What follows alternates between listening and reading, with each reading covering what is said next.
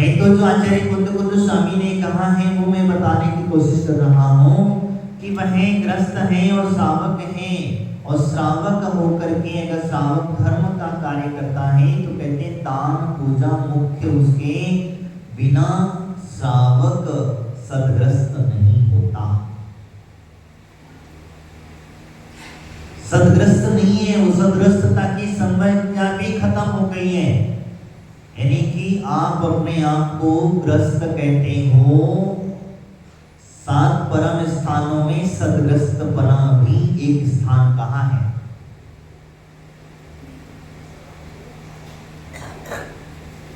और व्यक्ति सदग्रस्त बन जाता है तो वह सदग्रस्तता की व्यवस्था समझाते हुए कहा कि मैं सदग्रस्त भी नहीं है। और आगे क्या कहते हैं? यति धर्मेने, यानी कि धर्म ध्यान अध्ययन मुख्यता से मुनि का कार्य है, और मुनि ध्यान और अध्ययन नहीं करता है तो वो मुनि नहीं है। दोनों की दोनों व्यवस्था कहती है, यानी कि श्रावक अगर दान पूजा नहीं करता है तो वो श्रावक नहीं है, और मुनि अगर है और ध्यान अध्ययन नहीं करता है तो वो मुनि भी नहीं है। दोनों बातें आचार्य कुंद स्वामी स्पष्टता से समझा दिया है कि वास्तविकता में श्रावक के लिए दान करना चाहिए। अब दान की बात मैंने कल बताया था कि 7 क्षेत्रों में दान करना चाहिए, और नित्य प्रतिदिन करना चाहिए। ऐसा नहीं है कि हमने आज दे दिया तो वह महीना भर बाद देखेंगे, 2 महीने बाद, 4 महीने बाद देखेंगे। हमारे आचार्य भगवंत कहते हैं अगर पात्र मिला है और सत्पात्र अगर प्राप्त होता है तो फिर आप उसमें भी विचार नहीं करना चाहिए। मैं एक घटना आपको बताता हूँ। अयोध्या के अंदर में एक सेठ हुआ करते थे, और सेठ का नियम था कि कोई भी त्यागी व्रती मुनिराज आदि होते थे उनको आहार आदि करना, उन्हें प्रधान करके नवदा मुक्ति पूर्वक आहार देना। संयोगवशात साधु संतों के दर्शन आदि करना पुण्य का कार्य था। उनकी पूजा अर्चना, उनकी जो क्रिया थी वो रोज प्रतिदिन जो है। तो चतुर्मास का समय चल रहा था, और चतुर्मास के समय में एक आकाश मार्ग से रिद्धिधारी मुनिराज चले आ रहे थे। आकाश मार्ग से रिद्धिधारी मुनिराज चले आए, वो जमीन पर उतरे, और जमीन पर उतर करके क्योंकि गांव में उतरे तो नजदीक थे तो उन्होंने कहा चलो यहीं से पैदल पैदल वो चले आए। तो वो सेठ ने देखा कि मुनिराज आ रहे हैं, तो उन्होंने कहा मैंने सारे चतुर्मास के अंदर में जितने भी आसपास अयोध्या के अंदर में मुनिराज विराजमान हैं, मैंने सबकी पूजा वंदना की है, सबको आहार दान दिया है, लेकिन ये मुनिराज कुछ मुनि नहीं लग रहे हमें, क्योंकि चतुर्मास में तो कोई मुनिराज चलता फिरता है नहीं है, एक स्थान से दूसरे स्थान जाते नहीं, और बिहार का समय भी नहीं हुआ। तो वो सेठ कौन? जो प्रतिदिन दान देने वाला व्यक्ति, उसके मन में विचार आ जाता है कि अभी चतुर्मास में नए मुनिराज कहां से प्रकट हो गए, ये कोई ढोंगी है, और ढोंगी समझ करके मुनिराज को पीठ दिखा करके चलता बना, आहार दान देने से वंचित रहा, चलता बना। और जब चलता बना तो कहते हैं उनकी जो धर्म पत्नी थी उन्होंने पढ़ा लिया। क्या हुआ? पति ने मुंह मोड़ के चला गया और पत्नी ने पढ़ा लिया, और पढ़ा लिया तो मुनिराज को आहार बढ़िया आनंद पूर्वक करा दिया, क्योंकि ये धर्मात्मा श्रावक की विशेषता हुआ करती है कि अगर कोई मुनिराज उसे दिख जाते हैं और अगर उसे आहार की चर्या की बेला है तो वह उसका कर्तव्य हुआ करता है कि अपने दरवाजे पर खड़ा होकर के द्वार प्रक्षालन करता है। और क्या प्रक्षालन करता, कहने का मतलब यानी कि ध्यान रखना, श्रावक सदग्रस्त श्रावक की व्यवस्था समझाते हुए उन्होंने कहा है, तो कहते हैं कि वह उनको देख करके खड़े होकर के हे स्वामी नमोस्तु नमोस्तु, आहार जल आदि शुद्ध है। किस टाइम पे करता है? जब आहारचर्या का समय होता है। तो अगर गांव में कोई मुनिराज आ जाते हैं तो ये उसका दायित्व होता है। आज हमारी जैन परंपराओं के अंदर में ये परंपराएं धीरे धीरे करके खत्म होती चली गई हैं। अरे हमने तो यहाँ तक देखा है कि अगर कोई त्यागी व्रती मंदिर में आ जाए, कोई ब्रह्मचारी बहन भाई आ जाए, तो अगर जितने लोग भी बैठे कोई ये नहीं पूछेगा कि भैया आपकी भोजन की व्यवस्था चलो हमारे घर पर है, ये कोई नहीं कहेगा। क्यों? क्योंकि तुम शुद्ध भोजन करते नहीं हो, तुम श्रावक ही नहीं हो। जब श्रावक नहीं हो तो फिर क्या करोगे? जो श्रावक होगा, सदग्रस्त होगा, सच्चा सदग्रस्त होगा, तो वह इन अतिथियों को, सम्यक दृष्टियों को, गुणीजनों को देख करके पहले इनकी आहारचर्या आदि की व्यवस्था बनाएगा। लेकिन कहाँ? पहले खुद की पड़ी रहती है, महाराज हमें जाना है, जल्दी दवाई लेना पड़ती है। क्या करेगा?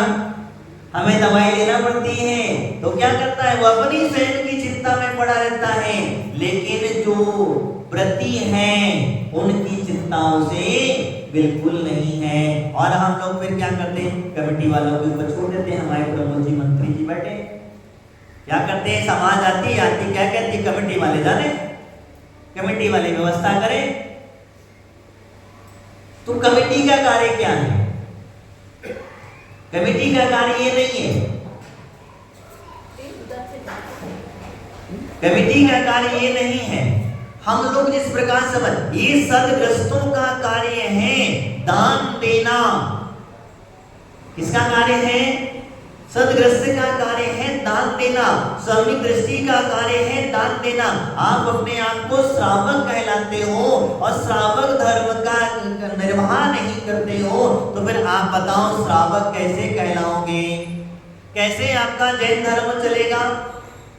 कैसे आपकी पूजा पद्धतियां चलेगी? कैसे चलेगी? कैसे आपके छोटे छोटे नन्हे नन्हे बालकों के ऊपर, बच्चों के ऊपर संस्कार पड़ेगा? क्योंकि तुम जब तक मणिराज को घर में नहीं लाओगे तब तक इन बच्चों देखेंगे नहीं कि महाराज को आहार कैसे दिया जाता है, कैसे बनाया जाता है, किस तरीके से खिलाया जाता है। ये छोटे छोटे बच्चे क्या संस्कार पाएंगे? फिर वही होगा जब कहीं कोई मुनिराज आएंगे तो कहेंगे भैया हमें तो पता ही नहीं है, डर लगता है महाराज को आहार देने में। क्या होता? डर लगता है। और जब डर लगता है तो फिर क्या करेंगे? नौकर चाकर रख देंगे, भैया ले लो पैसा, जितने चाहिए उतने ले लो, बाकी का हो गया काम। तो मैं कहता हूँ पैसों से दान नहीं होता है। आचार्य गुरुदेव धर्मसागर जी महाराज का मैं उदाहरण हर जगह बताता हूँ जब कभी विषय मिलता है। एक भक्त ने क्या किया? महाराज के पास में एक लिफाफा भेज दिया। समझ रहे बात को? गुरुदेव कहीं से विराजमान थे, महाराज ने बताया था। एक भक्त ने आहार दान में एक लिफाफे में कुछ पैसे डाले और वो भेज दिए, और उसमें एक चिट्ठी लिखकर, क्योंकि हमारे गुरुदेव का एक विशेष नियम था, वो कभी भी अपने हाथ से कोई भी चिट्ठी पत्री आती थी तो उसे कभी नहीं निकालते थे और ना ही वो पढ़ते थे, वो कभी नहीं पढ़ते थे। तो वहां एक शिष्य जो भक्त लेकर के आया तो उसी से कहा इस लिफाफे को निकालो। उन्होंने कहा ठीक है। निकाला तो उसमें से 1000 जो भी पैसा निकला वो पैसा निकला, और उसमें एक चिट्ठी लिखी हुई थी कि गुरुदेव आपके चरणों में त्रिवार नमोस्तु भक्ति पूर्वक नमोस्तु करता हूँ और आहार दान के लिए कुछ द्रव्य भेज रहा हूँ, इसे आप स्वीकार करें। तो महाराज बड़े हमारे मुस्कुराए और गुरुदेव कहते हैं कि आहार दान तो भैया अपने हाथों से दिया जाता है, रुपयों पैसों का कोई आहार दान नहीं होता है। तो उन्होंने कहा इस चिट्ठी को वापस पैक करो, एक कागज और लिखो और इसमें लिखो क्या कि भैया मोमो को अपने हाथ से खाया नहीं जाता है। समझ में आया? क्या पैसों को खाया नहीं जाता है। पैसों का आहार दान नहीं होता है। आहार दान होता है क्या? तुम लोग क्या करते हो? ये आहार दान के नाम पे, ये आहार दान के नाम पे तुम द्रव्य को आहार दान के नाम पर देते हो, और फिर तुम्हारा वो आहार दान जो है वो कहाँ मणिराज की अंजलि में जा रहा है कि नहीं जा रहा है, ये आपको पता है? पता है? नहीं है। तुमने जिसको दिया उसकी जेब में गया। मैं तो सत्य कहता हूं भैया, तुम्हारी मर्जी आगे, तुम जो करना है जो करो। तुमने जाकर के जिसको भी दिया है उसकी जेब में गया, और वो गया तो क्या करेगा? उसका सदुपयोग करेगा, दुरुपयोग करेगा, वो उसके हाथ में है। इसीलिए दान देने की व्यवस्था कही है तो अपने हाथों से दान देना। और जब मुनिराजों की दान देने की बात आती है, आहार दान आदि की व्यवस्था की बात आती है, तो अंजलि में अपना ही द्रव्य अपने हाथों से देना। फिर देखना उसका पुण्य का संचय इतना होगा कि आपको कहीं भी चले जाओगे आप कभी भूखे, ध्यान रखना, कहीं भी चले जाओगे तो आपको भूखे नहीं रहने की जरूरत पड़ेगी। क्यों? क्योंकि आपने अपने हाथों से मुनिराज की अंजलि में जो द्रव्य दिया है उस द्रव्य का पुण्य इतना संचय कर लिया है कि उस पुण्य के प्रताप से आप जहां भी जाओगे वहां तुम्हें अपने आप अपनी व्यवस्था बनती चली जाती है। कोई व्यवस्था नहीं बनाता है। जब व्यक्ति का पुण्य कर्म का उदय होता है तो वह पुण्य कर्म आगे आगे चलता है। तीर्थंकरों का विहार होता है, समुद्रण का विहार होता है, 100 योजन तक सुविश्य होता चला जाता है। क्यों होता है? किसका पुण्य है? उन तीर्थंकर भगवान का पुण्य है कि 100 योजनों तक चारों दिशाओं के अंदर में सुभिक्ष ही सुभिक्ष होता है। कोई किसी प्रकार का दुख नहीं होता, किसी प्रकार की तकलीफ नहीं होती है, धन धान्य आदि की कमी नहीं होती है। आज हमारा धीरे धीरे करके, मेरी बात को समझना, आज हमारा धीरे धीरे करके बिजनेस ठप पड़ता चला जा रहा है। आज हम हमारे बच्चों को नौकरी के संस्कार पढ़ते, जो नौकरी देता था वो आज नौकरी करने पर पड़ा है। धीरे धीरे करके हमारे व्यापार आदि में कमजोरी आती चली जा रही। तो कारण क्या है? तुम दान नहीं करोगे, स्वाभाविक क्रिया है। तुम दान से वंचित होते चले जाओगे, अपने हाथों से दान नहीं करोगे, और जब दान नहीं करोगे तो यही होने वाला है। आज तुम इतना भी है, कल तुम्हारे बच्चों के पास इतना भी बचेगा कि नहीं बचेगा इसकी कोई गारंटी नहीं है। तो इसीलिए मैं आपसे चर्चा कर रहा था कि दान करना श्रावक का मुख्य कर्तव्य है। पूजा बाद में है, कुंद कुंद के शब्द बता रहा हूं। तुम लोगों ने पूजा पहले पकड़ ली, दान बाद में पकड़ा।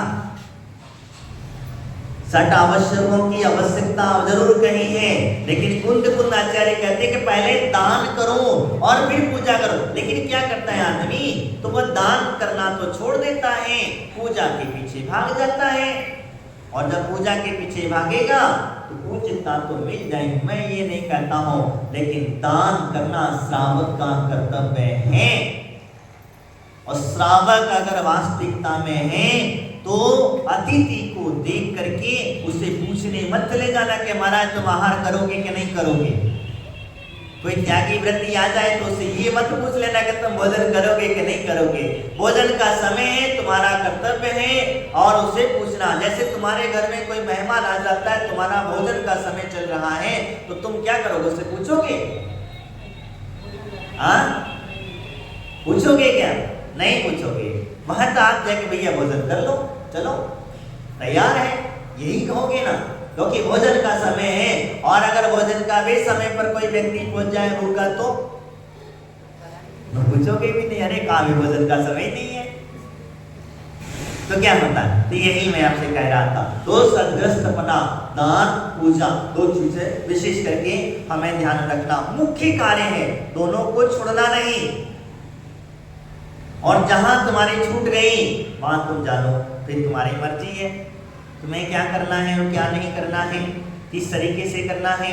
दान की व्यवस्था मैंने कल आप लोगों को बताई। 3 क्षेत्रों में हम लोग जो दान आदि देते हैं वो दान प्रतिदिन निकालना चाहिए। और कितना निकालना चाहिए?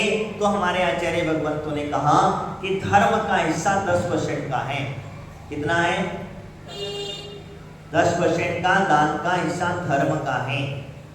और जो व्यक्ति धर्म के हिस्से को खाता है, मैं तो कहता हूं निर्माल्य खा रहा है। क्योंकि ये जो द्रव्य आप कमा रहे हैं वो तुम्हारा नहीं है। उस द्रव्य में जो फायदे में इनकम जो हो रही है, उस इनकम में कई लोगों का हिस्सा है। जैसे अपने माता पिता जो कमा रहा है, कमाने वाला एक ही व्यक्ति है, ध्यान रखना, कमाने वाला एक ही व्यक्ति है, लेकिन उनके माता पिता का हिस्सा है, अपने बच्चों का हिस्सा है। आप जो मूक प्राणी है, जो जीव आदि होते हैं, जीव दया का हिस्सा है, धर्म का हिस्सा है, आदि बीमारी आदि का डॉक्टर बच्चों के यहाँ आए अड़चन में बीमारी आदि का हिस्सा है, और हमारी गृहस्थी चलाने का हिस्सा। अब इसमें से जो बचेगा वो तुम्हारा है, सबका निकालो। बीमारियों का है, बीमारियों का भी तो हिस्सा है, आई चीजों का सबका निकालो भाई। तो उसमें से जो बचेगा, और इसके अलावा फिर गवर्नमेंट का अलग है।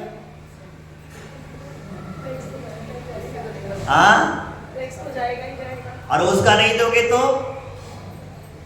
बेचारा तुम्हारा और वो कब लेके चले जाएंगे, कब इनकम टैक्स एक पर। तो जब उनकी तुम्हें इतना डर रहता है, तो धर्म के, बच्चों का, परिवार का, घर का, माता पिता का, ये सारा का सारा हमें मिला करके अब इसमें से जो बचा है वो शुद्ध इनकम तुम्हारी है। इसीलिए हम कहते हैं कि भैया जो द्रव्य तुम कमा अवश्य रहे हो, मेहनत अवश्य कर रहे हो, लेकिन मेहनत करने के पीछे तुम्हारा अकेले का पुण्य नहीं है।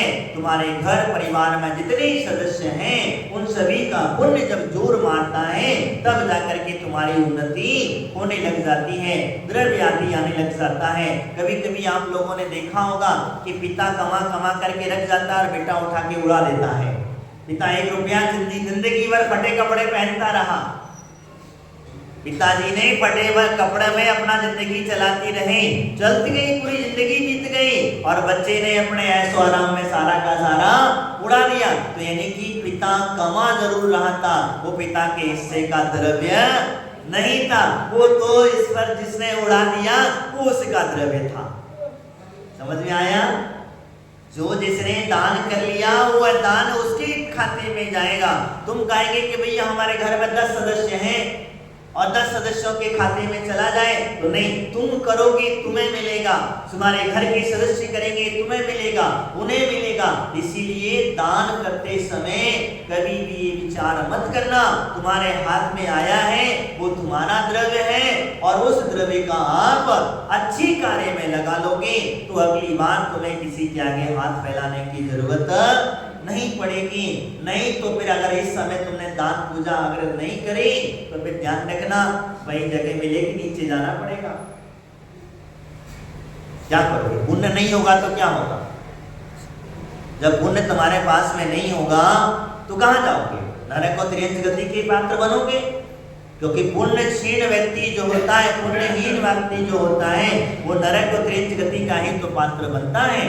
पुण्यवान जीव अगर होगा तो वो भूमि स्वर्ग में आदि में जाकर के भ्रमण करोगे, भगवान की भक्ति आराधना करते रहोगे। जब पुण्य नहीं है इसीलिए कहा जाता, तो दान पूजा 2 चीजें हमें मुख्यता से करते रहना चाहिए। तो हम श्रावक हैं, और अगर ये 2 ही कार्य करते हो तो आप श्रावक कहलाने लायक भी नहीं है। इसी प्रकार से मुनि को भी जो कहा गया कि ध्यान और अध्ययन मुनि के भी मुख्य कार्य हैं। ध्यान और अध्ययन ये मुनि के मुख्य कार्य हैं, और अगर मुनि इनको नहीं करता है तो वो मुनि भी कहलाने लायक नहीं है। ऐसे कुंद कुंदाचार्य के ये शब्द कहे जाते हैं। वास्तविकता में दान नहीं देता है, धर्म नहीं करता है, त्याग नहीं करता है, भोग नहीं करता है, वह बहिरात्मा कहलाता है। कौन कहलाता? आत्मा की व्यवस्था बताते हुए कह दिया उन्होंने, बुद्ध गोस्वामी कह रहे थे आत्मा 3 प्रकार की। कितनी? 3। कौन कौन सी? और परमात्मा। अंतरात्मा, बहिरात्मा और परमात्मा। अब बहिरात्मा बनना है कि अंतरात्मा के परमात्मा, तुम बताओ क्या बनना है, तुम बताओ। परमात्मा बनना है तो फिर दान पूजा करनी पड़ेगी।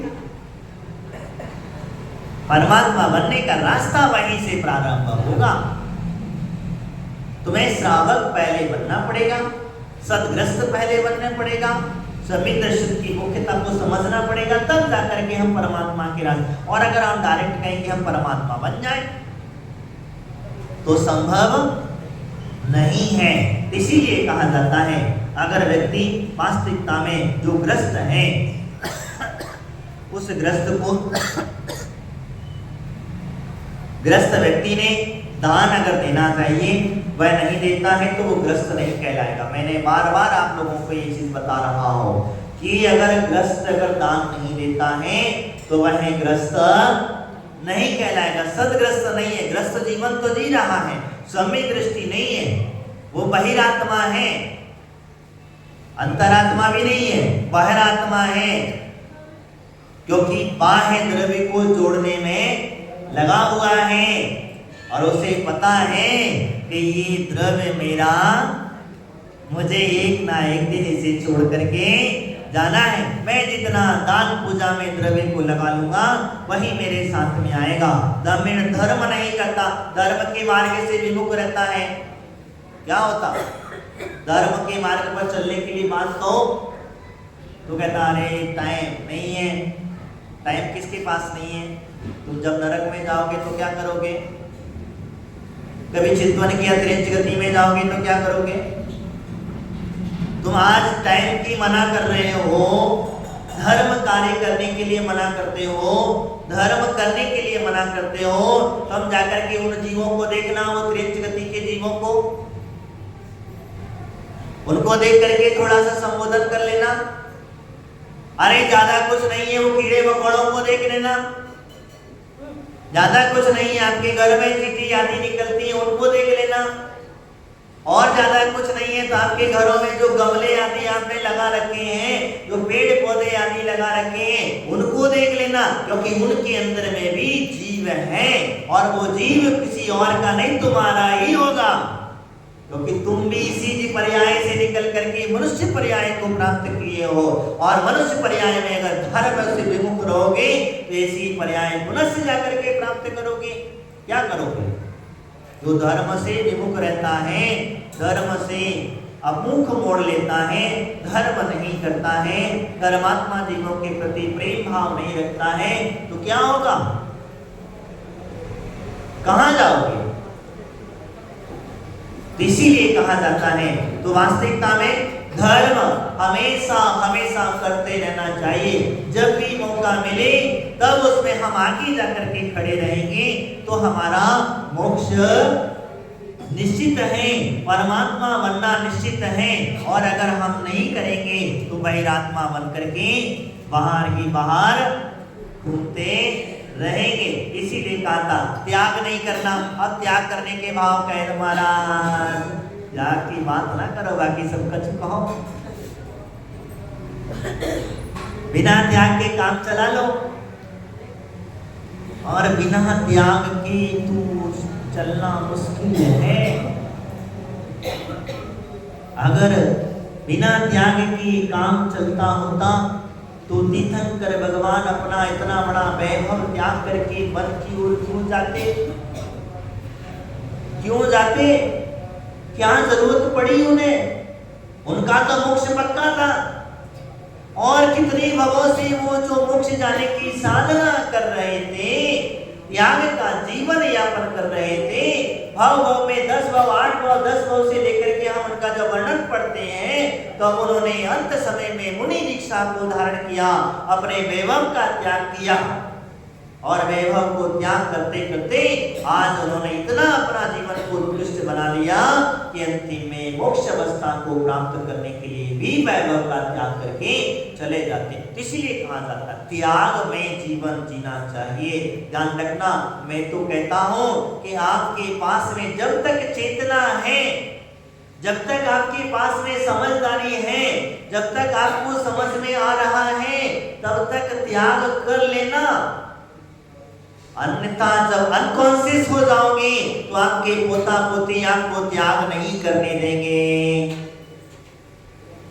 क्योंकि वो मोह इतना तीव्र हो जाएगा, वो है आपको ले जाकर के, वो आपको मुनिराज के चरणों में नहीं बिठाएंगे, वो तो आपको ले जाकर के डॉक्टर के पास ले जाएंगे और डॉक्टर के पास हॉस्पिटल में जाके मरण प्राप्त करा देंगे। इसीलिए कहता हूं कि खाने में कुछ नहीं रखा है और खाते खाते अनादि काल बीत चुका है। अरे विचार करना, जब खाने की बात आए तो नरक गति में जब जाओगे क्या होगा? नरक गति में जब तुम जाओगे, जहां पर तुम्हें भूख लगेगी तो एक दाना भी तुम्हें प्राप्त नहीं होगा। जब पानी की प्यास लगेगी, एक घूंट पे एक बूंद भी पानी प्राप्त नहीं होगा।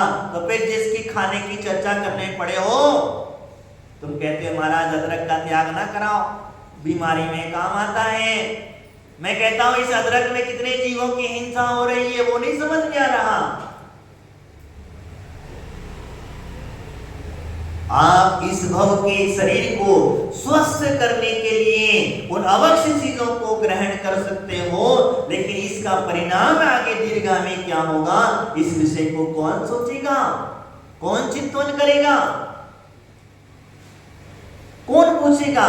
नहीं। तो अगर हमें इसीलिए कहते हैं कि जब तक आपके पास में चेतना है, आपकी बुद्धि है, तो जितना हो सके उतना हर संभव त्याग करने की कोशिश करना, क्योंकि हो सकता है अंत समय किसने देखा, किस समय पर आपकी आयु कर्म बंद हो जाए, किस समय पर आपकी गति का बंद हो जाए, और बंद हो गया तो त्याग में जीवन व्यर्थ चला जाएगा। इसीलिए हमारे आचार्य भगवंत कहते हैं कि वह सदग्रस्त है और वह चाह करके भी अगर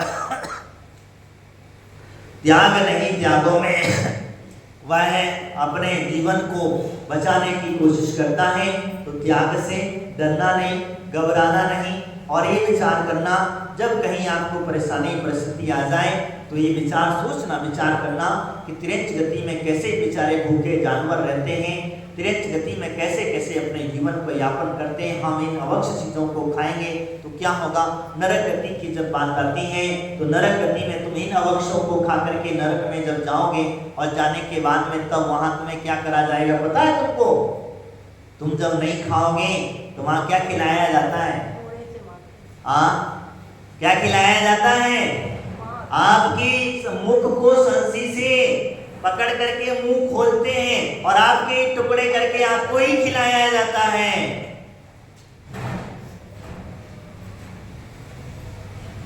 उस नरक की वेदना को थोड़ा सा चिंतन कर लेना।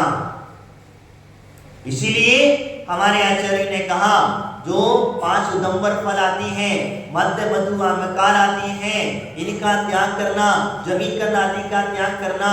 क्यों करना? ये सब चीजों के लिए कहा गया है कि भैया आप नरक गति के दुख से बच जाओगे अगर आपने इनसे डरते रहे। इस भाव में तनक शरीर के स्वास्थ्य के लिए अगर हम इन्हें ग्रहण करते रहे तो फिर तुम्हें नरक गति जाने से कोई नहीं बचा सकता, फिर कोई नहीं बचा सकता। फिर कोई भी आपकी आ जाए तुम्हें दुर्गति होने से कोई नहीं बचा सकता है। तुम्हें यही कहा है तो आपका त्याग का मार्ग बहुत होना चाहिए। और भोग आदि आप करते हैं, न्याय पूर्वक आदि का व्यापार आदि हम लोग करते हैं तो वह न्याय पूर्वक करना चाहिए, अन्याय पूर्वक नहीं करना चाहिए। वो क्योंकि अन्याय पूर्वक कमाया हुआ द्रव्य जो है वह कभी भी दान पूजा में नहीं लगता है। आचार्यों ने स्पष्ट कह दिया गया है कि अन्याय पूर्वक किया हुआ द्रव्य अगर आपने कितना भी कमा करके दान में लगाने की कोशिश की है या पूजा आदि में लगाने की कोशिश की है तो लगाने के बाद में वो द्रव्य क्योंकि तुम्हारा नहीं है, वो जिसका था उसके पास में। जैसे हमारे आचार्य ने कहा चोरी का द्रव्य पूजा में नहीं लगाना चाहिए। चोरी का द्रव्य आपने लगाया है और अगर पूजा में लगाते हैं तो वो चोरी जिसका द्रव्य था उसके खाते में चला जाएगा, तुम्हारे खाते में कुछ नहीं बचा। तो इसीलिए विशेष करके ये होता है। अब कई कई जगह पर क्या होता है, कहीं किसी को धन मिल जाता है, खोदते समय पुराना तो किसी का पुण्य कर्म का होते गुप्त दान दिया होगा तो गुप्त धन मिल गया। अब उसने क्या किया, कहीं मंदिर आदि में लगा दिया और अपना नाम लिखवा दिया। तो नाम नहीं लिखवाना भैया, आया है जैसा तरफ लगाना अच्छी जगह बात है, उसमें कोई वो नहीं, लेकिन नाम अपना, क्योंकि वो मेरा था ही नहीं, और जब मेरा नहीं था तो फिर मेरा नाम लगाने का मतलब नहीं होता। इसी प्रकार से मैंने आपसे कहा तो भोग आदि को करता है, लेकिन बहिरात्मा जो है इन कार्यों को कभी नहीं करता। वो व्यक्ति दान नहीं देता, उसके बाहर भाव ही नहीं होंगे।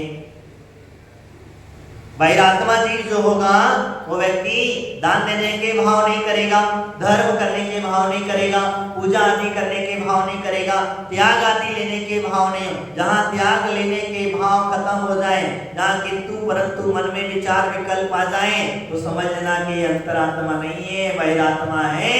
और बहिरात्मा के भाव ना खुद लेता है और ना दूसरे को लेने देता है। यही कारण अंतरात्मा की व्यवस्था बताते हुए कहा कि वास्तविकता में वह तो कहते हैं अंतरात्मा जो होता है वो तो कहता है खूब भगवान की पूजा करो, खूब दान करो, खूब त्याग आदि के मार्ग पर बढ़ो, क्योंकि वो अंतरात्मा को समझता है। क्योंकि आत्मा और बाह्य द्रव्य है, ये आत्मा परिवर्तन करने के मार्ग पर चलता है और परमात्मा बनने का मार्ग अंतरात्मा से ही प्रारंभ होगा, बहिरात्मा से प्रारंभ नहीं होगा। आज इतना ही। बोले महावीर भगवान की, आचार्य बोले सगरी महाराज की, द्वादशांग सिरवाणी माता की, महाराज की जय।